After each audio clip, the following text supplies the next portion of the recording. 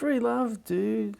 When you lived in Byron Bay, who did you live with? I lived on the beach at Byron Bay with 4 girls, naked the whole time, pretty much. Yeah. The girls, I had an affair with every one of them except one. It was part of the scene, like, and they'd bring home guys too. But I used to hear them talking and that, and girls did exactly the opposite of what boys did back then when I was young. They'd come back and talk about all the guys that made idiots of themselves and how they, how they laughed them off. And I said, yeah, but you don't talk about the ones that you bring home, do you? You only talk about the ones you reject. Or we, as men, talk about the ones we get, not about the ones that tell us to fuck off,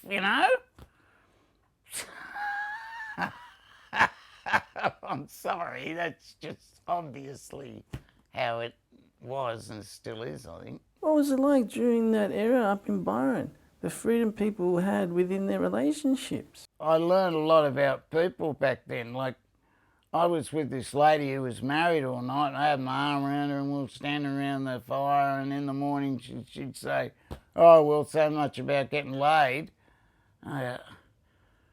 I thought you were married. She says, yeah, but, me and my husband do what we like.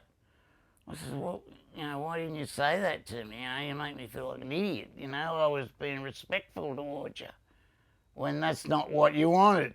See, it happens to all men. All men are so stupid, and then when they do have a go, they get kicked in the balls because they read it wrong. So it's hard being a guy that way. But back at my time, I let so much go. When now I know, at my age, women are just horny little bastards as us men. But they don't fucking let on like we do. But they're exactly the same. That's why they wear miniskirts, hang their breasts out low and put on makeup. You think they're doing that to not attract the opposite sex? Oh, they've been conning us for years, mate, and we haven't even known. So that's what you wanted to tell me about Tarania.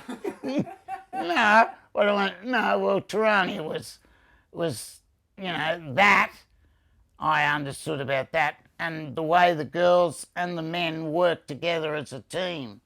And all the sex and that was going on and all the free love, there was a lot of us all pulling together and really loving each other.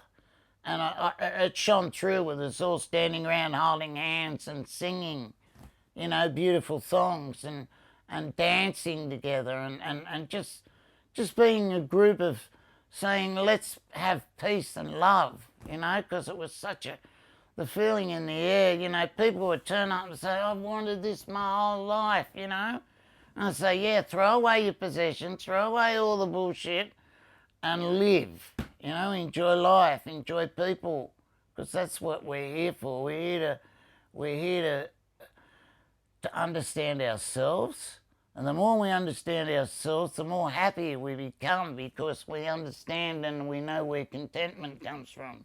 We know where sadness comes from. We know how thought operates.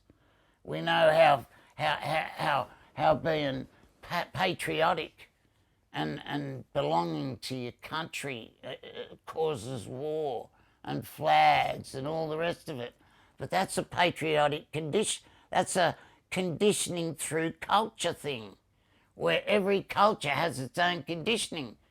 But really, we've all got a common mind, where we all have love, fear, desire, sadness, compassion, and everything else. Jealousy, gossip, laughter.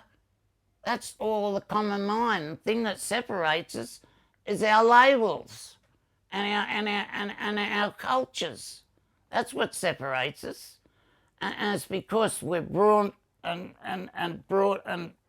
to live and think a certain way of our culture.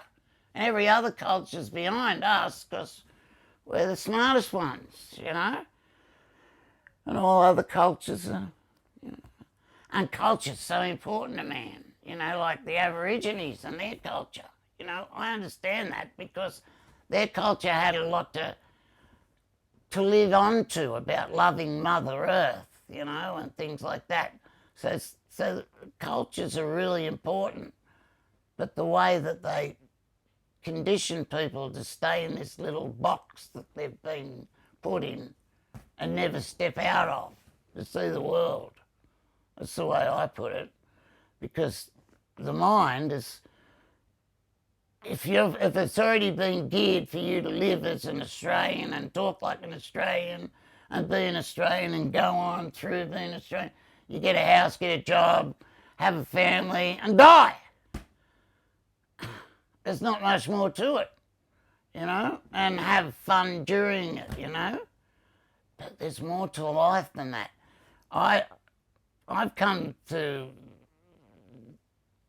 the reasoning of thinking that we're here to understand what death is while living. Because if you understood what death was, you wouldn't be afraid of it. And if you're not afraid of death, there's no grief, there's no fear, and the only thing that's left is love. Because without fear, you know, God-fearing people, how do you have love with fear? It's like being afraid of your father and not telling him something because he's going to whack you. That's not love, that's fear. If you loved your father, you could talk to him and look him straight in the eye and tell him what you've done. But you're worried about the consequences, discipline, control. It's the way society's based on. It's totally wrong. Totally wrong. You should, when you have children, you should give them their own conscience to live with, not yours.